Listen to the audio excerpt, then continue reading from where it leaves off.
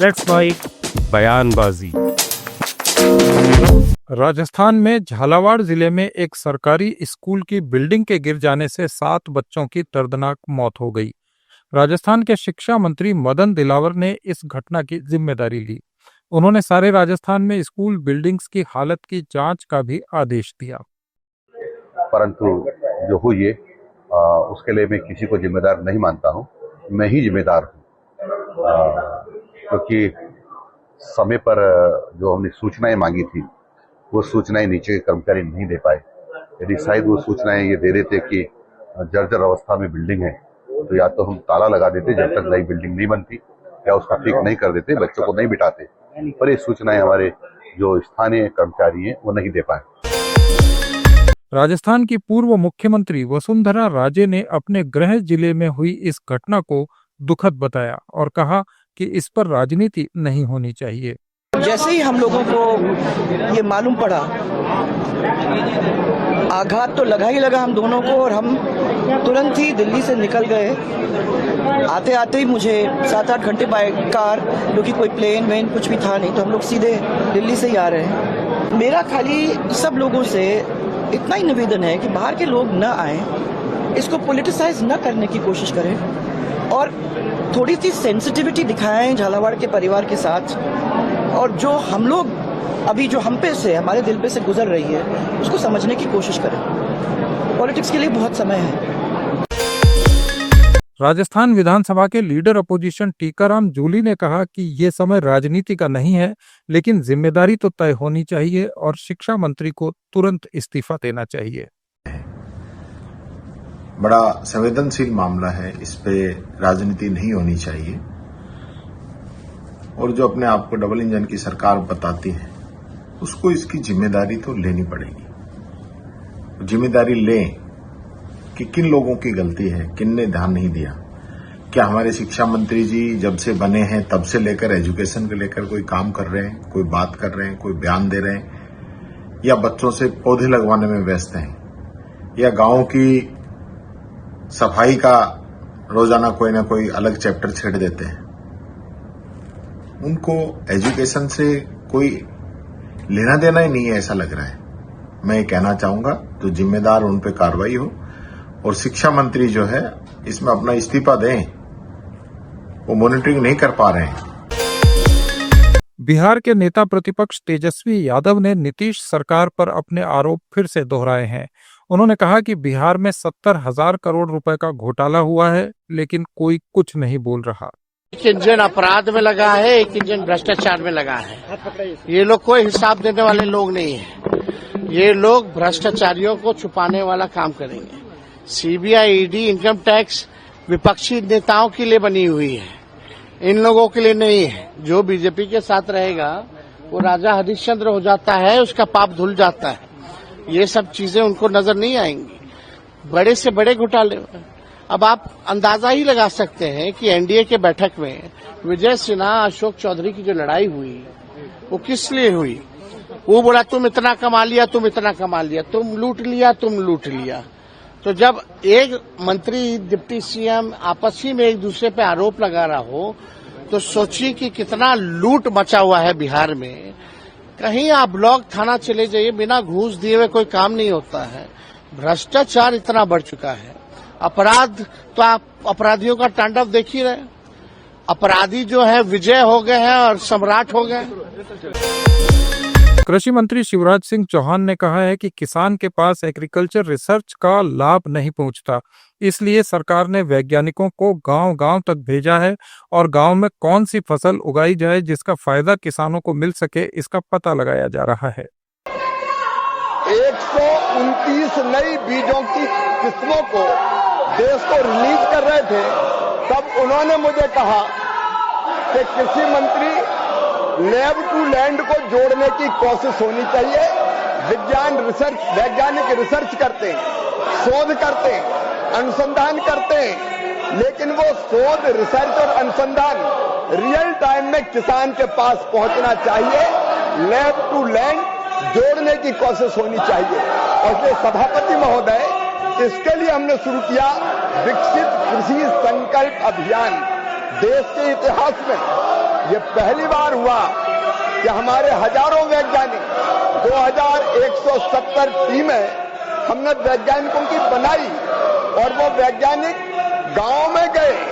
मुझे बताते हुए प्रसन्नता है कि 60,900 से ज्यादा गांव में हमारे वैज्ञानिक गए और वो खाली हाथ नहीं गए। उस गांव की एग्रो क्लाइमेटिक कंडीशंस क्या है और उस कंडीशंस में गांव में जो माटी है उसमें पोषक तत्व कौन से हैं, उनको ध्यान में रखते हुए वहां कौन सी फसल उगाई जाए, कौन सी किस्म उपयुक्त रहेगी, कौन से बीज उपयुक्त रहेंगे, ये जानकारी लेके गए और वैज्ञानिकों का और किसानों का संवाद हुआ। हिमाचल प्रदेश के मुख्यमंत्री सुखविंदर सिंह सुक्खू ने कहा है कि उनकी सरकार प्रदेश के सभी वर्गों के लिए सोच रही है और उनके फायदे की योजनाएं बना रही है। उन्होंने कहा कि अनाथ बच्चों के लिए सरकार ने एक नई पहल की है और उनकी पढ़ाई का सारा खर्च उठाने का फैसला लिया है। हम राजनीतिक लाभ के लिए फैसले नहीं कर रहे हैं, हम आपके लिए फैसले कर रहे हैं। जो आज हम फैसले आपके लिए कर रहे हैं वो आने वाले कल में युवाओं की भविष्य को सुनिश्चित करेंगे। वो आपके हाथ में पैसा देंगे, हम अच्छी शिक्षा लाएंगे, हम अच्छा सेक्टर लाएंगे, हम हर परिवार के दुख को बांटने के लिए हमारी सरकार योजनाएं लेकर आ रही है। कभी कोई सोच सकता था कि अनाथ बच्चे जिनके कोई माँ बाप नहीं है, हमारी सरकार ने उन अनाथ बच्चों को एक नर्स और 2,000 रुपया उसके पर मंथ अकाउंट में डालने की योजना लेकर आए और 18 साल के बाद 4,000 रुपया हर महीना हमारी सरकार दे रही है। अगर वो पढ़ाई करता है तो पूरी पढ़ाई का खर्चा 27 साल तक की उम्र तक हमारी सरकार दे रही है। इंदिरा गांधी विधवा सुख शिक्षा योजना लेकर आए, इसमें विधवाओं के बच्चों को जिनकी इनकम 2.5 लाख से कम है, 50,000 नहीं 2.5 लाख से कम है, हमारी सरकार उनकी फीस का खर्चा दे रही है, हॉस्टल का खर्चा दे रही है और जो पीजी लेना चाहता है उसे 3,000 रुपया पर मंथ के हिसाब से पीजी का खर्चा दे रही है। ये सब पैसे तो आपके हैं, सिर्फ उसको बांटने का तरीका अच्छा होना चाहिए, नीयत अच्छी होनी चाहिए। हमारी नीयत है कि समाज के अंतिम व्यक्ति तक हमारी योजनाओं का लाभ पहुंचे। उत्तर प्रदेश के मुख्यमंत्री योगी आदित्यनाथ ने आज चंडीगढ़ यूनिवर्सिटी यूपी का उद्घाटन किया। उन्होंने कहा कि नई एजुकेशन पॉलिसी का फायदा छात्रों को मिलेगा और एआई से शिक्षा का लक्ष्य हासिल करने में काफी मदद मिलेगी। नेशनल एजुकेशन पॉलिसी उसमें हमारा मार्गदर्शन करता है और उसका एक जीवंत रूप यहां पर आज चंडीगढ़ यूनिवर्सिटी के रूप में आपके सामने देखने को मिल रहा है। सचमुच ये छात्र सौभाग्यशाली हैं जो प्रथम सत्र में इस यूनिवर्सिटी में प्रवेश लिए हैं और उन्होंने उस विजन को नजदीक से देखा होगा और उसको अब यहां पर क्रियान्वित होते हुए देखेंगे। मैं धन्यवाद दूंगा कि उन्होंने पहले चरण में यहां पर मेडिकल हेल्थ केयर में और एग्रीकल्चर के लिए एआई का उपयोग किस रूप में हो सकता है, चंडीगढ़ यूनिवर्सिटी ने इस कैंपस को उसका आधार बना करके अलग अलग चरणों में एआई के द्वारा कैसे हम उन लक्ष्यों को प्राप्त कर सकते हैं, उस दिशा में जो प्रयास प्रारंभ होने चाहिए वह कार्य करना प्रारंभ किया है। असम के मुख्यमंत्री हिमंता बिस्वा शर्मा ने कहा है कि उड़ियाम घाट में अगले 2-3 दिन में सभी अतिक्रमण करने वाले खुद ही ये जगह छोड़कर चले जाएंगे। उन्होंने कहा कि हमें यहाँ अतिक्रमण विरोधी अभियान चलाने की और जरूरत नहीं पड़ेगी। आपने ये देखा होगा हजारों बीघा, हजारों एकड़, हजारों हेक्टेयर जमीन उसी परिवारों ने कब्जा करके रखे थे। मान लीजिए 1000 परिवार ने कम से कम 10,000 एकड़ कब्जा करके रखे थे। तो अभी धीरे धीरे सब हट रहा है। मेरा लगता है कि अगले 3 दिन में सब खाली हो जाएगा। कहाँ से आए ये लोग? ये लोग बिहार से आए, कोई बोले मैं बंगाल से आए, कोई बोले धुबरी से आए, लेकिन कहाँ से आए वो तो पता चलेगा जब इंक्वायरी किया जाएगा। तो अगले क्या स्टेप रहेगा सर? एविक्शन होगा क्या? ये तो होने वाला ही है। एविक्शन जरूरत होगा जब लोग खुद बाहर नहीं जाएगा। मेरा लगता है अगली 2-3 दिन में सारे लोग खुद बाहर चला जाए। हरियाणा के मुख्यमंत्री नायब सिंह सैनी ने कहा है कि अगले 2 दिन चलने वाली सीईटी परीक्षा की तैयारियां कर ली गई हैं। उन्होंने कहा कि राज्य में जल्दी ही पुलिस की नई भर्तियां भी निकाली जाएंगी। सीईटी का बड़ा पेपर है, लाखों की संख्या में बच्चे इधर से उधर जा करके वो अपना पेपर देने वाले हैं। हमने बच्चों को कोई पेपर देने में दिक्कत या जुम्मस न आए, उसके लिए हमारी पूर्ण तैयारी है।